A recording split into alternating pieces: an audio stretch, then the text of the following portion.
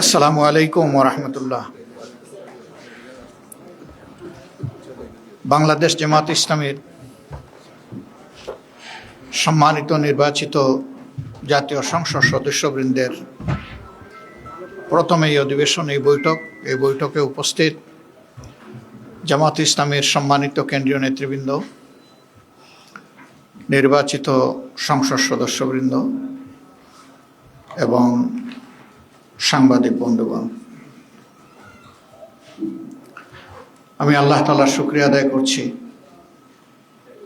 দীর্ঘ প্রতীক্ষার পর দেশে একটি নির্বাচন অনুষ্ঠিত হয়েছে এই মাসের 12 তারিখ।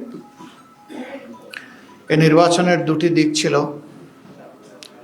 একটি ছিল জন আকাঙ্ক্ষা পূরণে প্রত্যাশিত সংস্কারের জন্য গণভোট, আর দ্বিতীয়টি ছিল সরকার গঠনের জন্য ভোট। এই নির্বাচন বাহ্যত শান্তিপূর্ণই হয়েছে। কিছু জায়গায় কেন্দ্র দখল, এজেন্ট বের করে দেওয়া, কিছু উচ্ছৃঙ্খল আচরণ, এগুলাকে একদিকে রাখলে বাহ্যত মনে হবে এটি শান্তিপূর্ণই হয়েছে। জনগণ বিপুল উৎসাহ উদ্দীপনায় ভোটও দিয়েছে, কিন্তু ভোট দেওয়ার পরের অধ্যায়টা ছিল অস্পষ্ট। সেখানে বেশ কিছু অনিয়ম হয়েছে, এই ব্যাপারে আমরা কনসার্ন ব্যক্ত করেছি। এগুলাকে আমরা একদিকে রেখে দিচ্ছি। এই সব কিছু রেখেও আমরা জনরায়কে সম্মান করে এই সংসদে যাওয়ার আমরা আল্লাহর উপর ভরসা করে সিদ্ধান্ত নিয়েছি, এবং আমরা সেই সাথে এই অভিপ্রায় ব্যক্ত করেছি যে অতীতের গতানুগতিক ধারায় নয়, বরঞ্চ একটি সুষ্ঠু ধারা রাজনীতিতে ফিরিয়ে আনার জন্যে বাংলাদেশ জামাত ইসলামী এবং আমাদের সঙ্গীয় অপরাপর যে দলের নির্বাচিত সংসদ সদস্যরা আছেন, তারা আমরা গঠনমূলক দায়িত্বশীল বিরোধী দল হিসাবে আমাদের দায়িত্ব পালন করব ইনশাআল্লাহ। প্রত্যেকটি ন্যায়সঙ্গত ব্যাপারে আমাদের সহযোগিতা সমর্থন থাকবে, কিন্তু দেশ এবং জাতির কোনো ক্ষতি হলে অবশ্যই আমরা প্রতিবাদ করব। কোরআনের মূলনীতির ভিত্তিতেই আমাদের এই অবস্থান স্পষ্ট। আল্লাহ তাআলার হুকুম অনুযায়ী তাআওয়ানু আলাল বিররি ওয়াত তাকওয়া ওয়ালা তাআওয়ানু আলাল ইসমি ওয়াল উদওয়ান, তোমরা ন্যায়সঙ্গত কাজে সহযোগিতা করো, কিন্তু অন্যায় অপকর্মে তোমরা সঙ্গী হইও না। অর্থাৎ তোমরা এটা থেকে দূরে সরে থাকো, প্রতিবাদ জানাও। তো এই মূলনীতির ভিত্তিতে এই সংসদে আমাদের কার্যক্রম ইনশাআল্লাহ পরিচালিত হবে।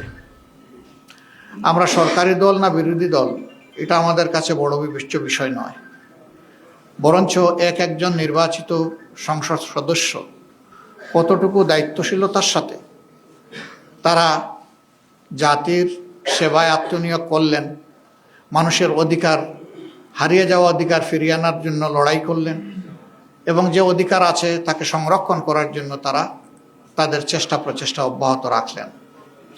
এর পাশাপাশি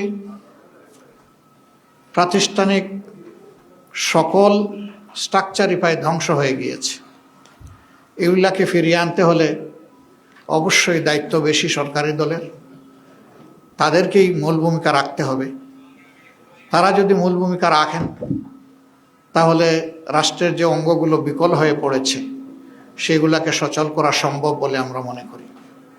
বিচার বিভাগ থেকে শুরু করে সর্বত্র ভয়াবহ বিশৃঙ্খলা তৈরি হয়ে গিয়েছে।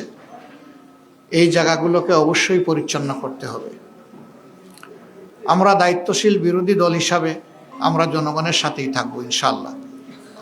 জনস্বার্থ সংরক্ষণ, দেশের স্বার্থ সংরক্ষণ হবে আমাদের মূল দায়িত্ব। এদিকে আমরা সজাগ দৃষ্টি রেখেই জাতির পাশে থেকে আমরা দায়িত্ব পালন করব। সংসদে একটি কার্যকর এবং গঠনমূলক বিরোধী দল হিসাবে দুনিয়ার সভ্য দেশগুলা যেভাবে দায়িত্ব পালন করে, আমরা সেই কালচারটা, সেই সংস্কৃতিটা সংসদে আমরা দেখতে চাই। সংসদের দুইটা অঙ্গ, একটা সরকারি দল আর একটা থাকবে বিরোধী দল, এটাই স্বাভাবিক। বিরোধী দল যেন তার ন্যায্য অধিকার, সংসদে কথা বলার অধিকার পায়, সেটা আমরা আশা করব। নূতন সরকারের দায়িত্ব যারাই নেবেন, দায়িত্ব নেওয়ার পরে আমরা আমাদের দিক থেকে নৈতিক দায়িত্ব পালন করব ইনশাআল্লাহ। আমরা তাদেরকে আশ্বস্ত করব, দেশ এবং জাতির স্বার্থে আপনাদের পাশে আছি। আমরা হাতে হাত রেখে কাজ করব। স্বার্থ বিঘ্নিত হলে আমরা আমাদের দায়িত্ব পালন করব। এই পাহারাদারির মধ্য দিয়ে একটা জাতিকে আমরা কাঙ্ক্ষিত গণতন্ত্রের রাস্তায় উঠাতে পারবো বলে আমরা আশাবাদী।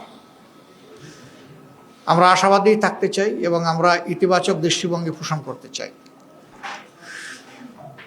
দেশে আইন শৃঙ্খলা রক্ষা করা, সামাজিক সৌন্দর্য বিধান করা, মানুষের অধিকার সংরক্ষণ করা, জনজীবনে নিরাপত্তা নিশ্চিত করা এবং জনগণ যে বিভিন্ন সিন্ডিকেটের কবলে পড়ে অতিষ্ঠ, সেগুলা থেকে বের করে আমরা আনতে পারবো যদি সরকারি দল আন্তরিকতার সাথে উদ্যোগ গ্রহণ করেন, এবং আমরা সেই ক্ষেত্রে সহযোগিতা করব, আমরা আশ্বাস দিচ্ছি। এই সার্বিক বিশৃঙ্খলা থেকে জাতিকে বের করে আনা এবং জুলাইয়ের যে আকাঙ্ক্ষা, জুলাই আকাঙ্ক্ষার প্রেক্ষাপটে আমরা আমাদের দায়িত্ব পালন করব। আমরা অতীতেও বারবার জুলাই শহীদদের প্রতি গভীর শ্রদ্ধা নিবেদন করেছি, জুলাই যোদ্ধাদের প্রতি শ্রদ্ধা নিবেদন করছি। আজকে আরেকবার জাতীয় সংসদের কার্যক্রম ইনশাআল্লাহ আগামীকাল থেকে শুরু হওয়ার কথা, আমরা আরেকবার তাদেরকে গভীর শ্রদ্ধায় স্মরণ করছি এবং যারা চলে গেছেন আল্লাহর দরবারে তাদের জন্য শাহাদাত কামনা করছি। আর যারা আহত পঙ্গু হয়ে বেঁচে আছেন, মহান মাবুদের দরবারে, মহান রবের দরবারে তাদের জন্য সুস্থতা কামনা করছি।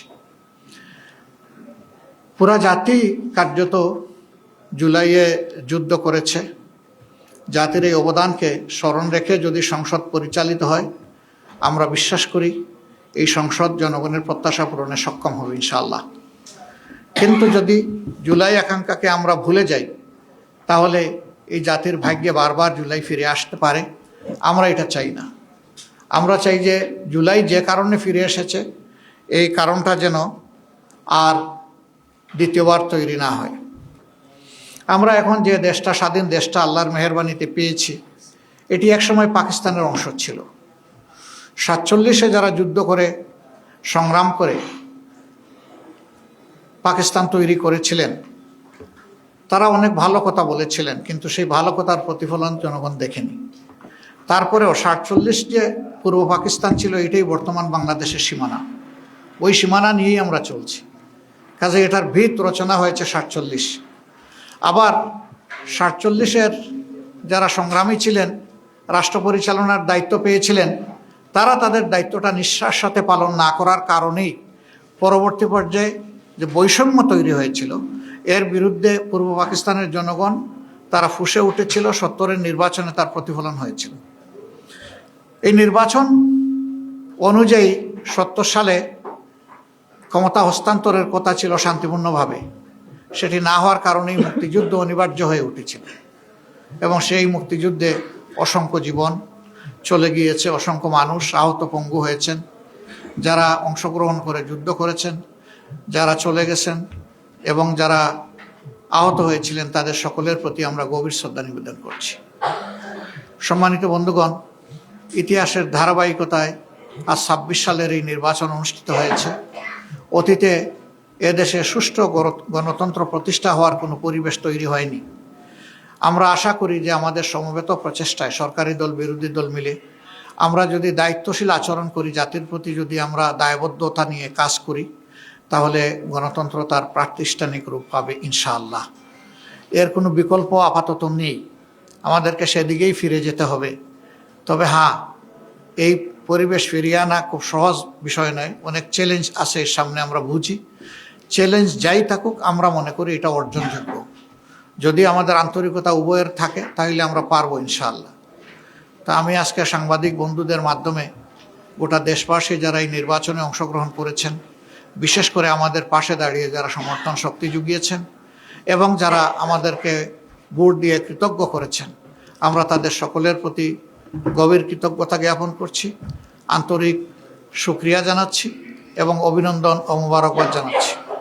আমরা যে দেশবাসী প্রত্যাশা নিয়ে আমাদের পাশে দাঁড়িয়েছিলেন, নির্বাচনের ফলাফলে তার পূর্ণ প্রতিফলন হোক কিংবা না হোক, আমরা সেই দেশবাসীকে কথা দিচ্ছি, নির্বাচনের আগে যত কথা আমরা আপনাদেরকে বলেছি, একটা বিরোধী দল হিসাবে আমাদের নিজের অবস্থান থেকে তার যতটুকু সর্বোচ্চ পালন করা সম্ভব, বাস্তবায়ন করা সম্ভব, আমরা সেই ব্যাপারে ইনশাআল্লাহ প্রতিশ্রুতিবদ্ধ। আমরা তা করার জন্য সর্বাত্মক চেষ্টা করব। আল্লাহ যেন আমাদেরকে সাহায্য করেন। সেই ক্ষেত্রে আমরা প্রিয় দেশবাসীরও সহযোগিতা কামনা করি। দেশবাসী, আপনারা ছিলেন আমাদের পাশে, আমরা আছি আপনাদের পাশে। আমরা আপনাদেরকে ছেড়ে কোথাও যাব না। সুদিনে দুর্দিনে যাই আসুক, আমরা দেশবাসীর সাথে থাকবো ইনশাআল্লাহ। আল্লাহ তাআলা আমাদের সহায় হন এবং আগামীকাল থেকে যে নতুন অধ্যায়ের সূচনা হচ্ছে, এটা দেশের জন্য কল্যাণ বয়ে আনুক, নতুন দ্বারা সুস্থ রাজনীতির বিকাশ ঘটুক এবং মানুষের জীবনে শান্তি এবং নিরাপত্তা ফিরে আসুক। আমাদের যুবকদের প্রত্যাশা পূরণ হোক, তাদের হাতে হাতে কাজ তুলে দেওয়ার জন্য রাষ্ট্র যেন পদক্ষেপ নেয়, সেই পদক্ষেপের আমরাও গর্বিত অংশীদার হতে চাই। আল্লাহ হাফিজ। বাংলাদেশ জিন্দাবাদ। বাংলাদেশ জামাত ইসলামী জিন্দাবাদ।